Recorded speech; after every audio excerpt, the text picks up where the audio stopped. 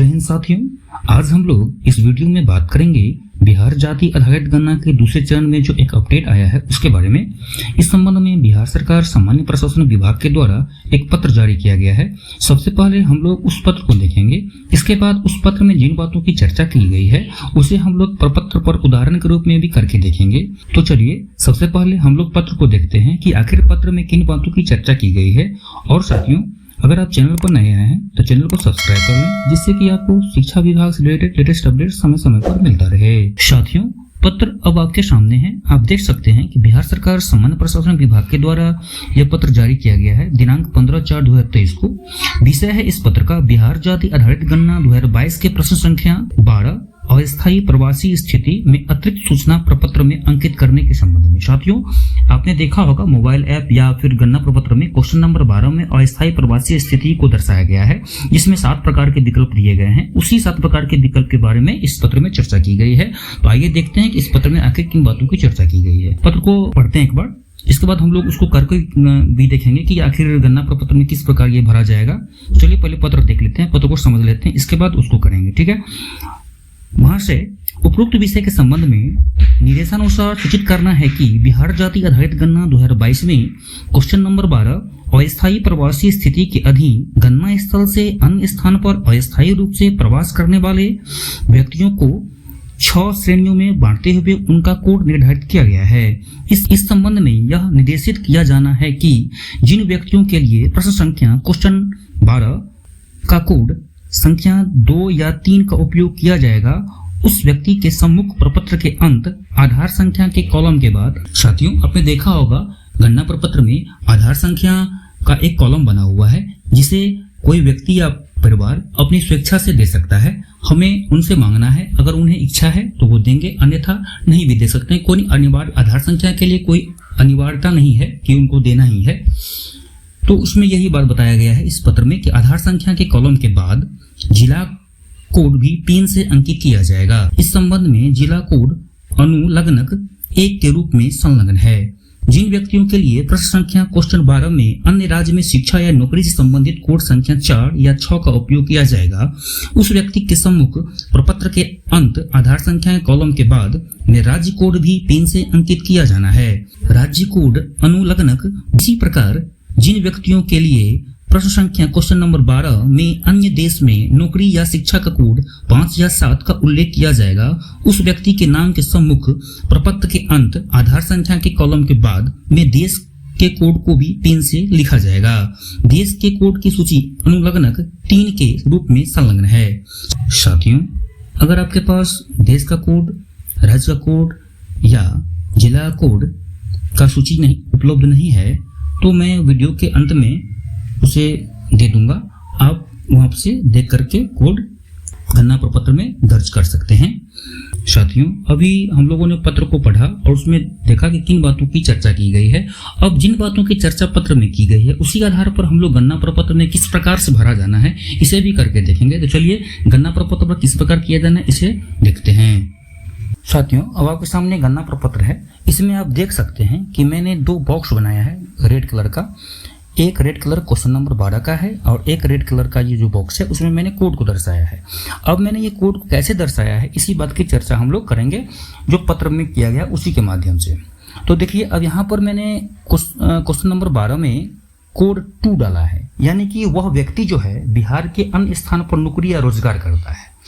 तो प्रपत्र में जो हमको दर्शाना है यहाँ पर 9 मैंने दर्शाया। 9 इसलिए दर्शाया कि पत्र जो निकला है सामान्य प्रशासन विभाग के द्वारा वहां पर यही बताया गया है कि आधार संख्या के बाद कोड दर्ज करना है। उदाहरण के लिए, अगर आप किसी व्यक्ति का कोड आप अगर 2 दर्ज करते हैं तो बिहार के अन्य स्थान पर नौकरी या रोजगार करता है, तो बिहार के किसी जिला में करता होगा तो उस जिला का कोड डालना है यहाँ पर। तो मैंने उदाहरण के लिए यहाँ पर 9 ले लिया है। तो 9 जो कोड है वह दरभंगा जिला के लिए है, यानी कि वह व्यक्ति जो है जिसका मैंने यहाँ पर नाम दर्ज किया है वह व्यक्ति जिला में नौकरी करता है या रोजगार करता है, इसीलिए मैंने यहाँ पर 9 डाला। आप जहाँ जाएंगे आप उस व्यक्ति के संबंध में जानकारी प्राप्त करेंगे कि वह व्यक्ति जो है वह बिहार के अन्य स्थान पर नौकरी करता है तो बिहार के किस जिले में करता है। तो जिस जिला में नौकरी करता होगा उस जिला का कोड हमको आधार संख्या के बाद पेन से दर्ज कर देना है, जो कि पत्र में भी इसी प्रकार बताया गया है। अब चलिए नेक्स्ट नंबर जो है, मैंने कोड नंबर 3 यहाँ पर लिख दिया। तो कोड नंबर 3 लिखने का अर्थ ये हो गया कि वह व्यक्ति जिसका मैंने यहाँ पर डाटा दर्ज कर रहा हूँ, वह व्यक्ति जो है बिहार के अन्य स्थान पर शिक्षा ले रहा है। पहले में रोजगार था या नौकरी था, लेकिन अब कोड नंबर 3 जो आप भी देख सकते हैं गणना प्रपत्र में भी है, क्वेश्चन नंबर 12 में अस्थायी प्रवासी स्थिति में कोड नंबर 3 बिहार के अन्य स्थान पर शिक्षा के बारे में दिया गया है। यानी कि वह व्यक्ति जो है बिहार के अन्य स्थान पर शिक्षा ले रहा है। तो बिहार के किस स्थान पर शिक्षा ले रहा है, उस जिले का कोड यहाँ पर हमको डाल देना है। तो मैंने क्या किया है, 26 कोड नंबर डाल दिया। यानी कि वह व्यक्ति जो है पटना जिला में शिक्षा ग्रहण कर रहा है, इसलिए मैंने वहाँ पर 26 लिख दिया। आप अपने वहाँ पर जब जाएंगे तो वहाँ पर वो बताएगा, हिसाब से यहाँ पर लिखना है। ठीक है, अब आगे देखते हैं। अब मैंने क्या किया, कोड नंबर 4 डाल दिया। तो कोड नंबर 4 का वहाँ पर मैंने दर्ज किया। तो अन्य राज्य में नौकरी या रोजगार के लिए डाला, अन्य राज्य में। अब जिला से राज्य हो गया, तो अब राज्य हो गया, तो अन्य राज्य में नौकरी या रोजगार के बारे में यहाँ पर कोड मैंने दर्ज किया। तो अब किस राज्य में वह व्यक्ति नौकरी करता है या रोजगार करता है, उस राज्य का कोड हमको यहाँ दर्ज करना है। तो मैंने क्या किया, 31 डाल दिया है। तो 31 यानी कि दिल्ली के लिए है, वो मैंने 31 यहाँ दर्ज कर दिया। तो 31 दिल्ली के लिए है, दिल्ली राज्य का कोड है ये 31। तो दिल्ली राज्य का कोड आपको यहाँ पर दर्ज कर दिए हम। यानी कि वह व्यक्ति जो है वह अन्य राज्य में नौकरी या रोजगार करता है, तो दिल्ली में नौकरी करता है या रोजगार करता है, तो मैंने दिल्ली का कोड यहाँ डाल दिया 31। आप भी वहाँ जब जाएंगे प्रगणक के रूप में या पर्यवेक्षक के रूप में, तो परिवार से पूछेंगे कि वह व्यक्ति जो है किस स्थान पर नौकरी करता है, राज्य में करता है तो राज्य का कोड डालेंगे, सीधी सी बात है। राज्य में अगर जॉब करता है तो राज्य का कोड डाल देंगे। अगर देश में, किसी देश में आगे बढ़ेंगे हम लोग, देश के बारे में चर्चा करेंगे, देश में अगर कोई जॉब करता है तो देश का कोड डाल देंगे।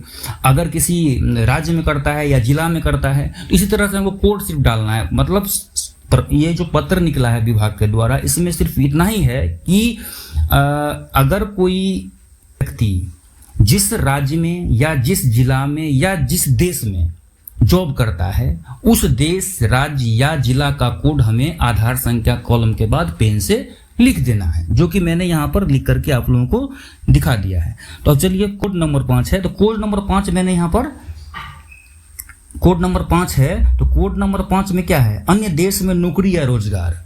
अब अन्य देश के, अभी मैंने बताया ना कि देश के बारे में बताऊंगा, तो देखिए देश के बारे में भी यहाँ पर दिया हुआ है। 5 नंबर कोड में है कि अन्य देश में नौकरी या रोजगार, अन्य देश में नौकरी या रोजगार है। तो अब अन्य देश में, तो मैंने क्या किया है, तो देश के लिए कोड डाल दिया है मैंने 148। तो 148 किस देश के लिए है, तो नेपाल के लिए है। मैंने उदाहरण के लिए नेपाल डाल दिया है, तो नेपाल का कोड है 148। अब आगे देखते हैं, आगे क्या है, तो आगे है कोड नंबर 6 है। तो कोड नंबर 6 है अन्य राज्य में शिक्षा के लिए। तो मैंने क्या किया, कोड नंबर 25 डाल दिया, यानी कि 25 उत्तर प्रदेश के लिए है। यानी कि वह व्यक्ति जो है अन्य राज्य में शिक्षा ले रहा है, यानी उत्तर प्रदेश में वो शिक्षा ले रहा है, इसीलिए मैंने उत्तर प्रदेश का कोड डाल दिया। आप लोग भी इसी तरह से करेंगे। अब है लास्ट है कोड नंबर 7।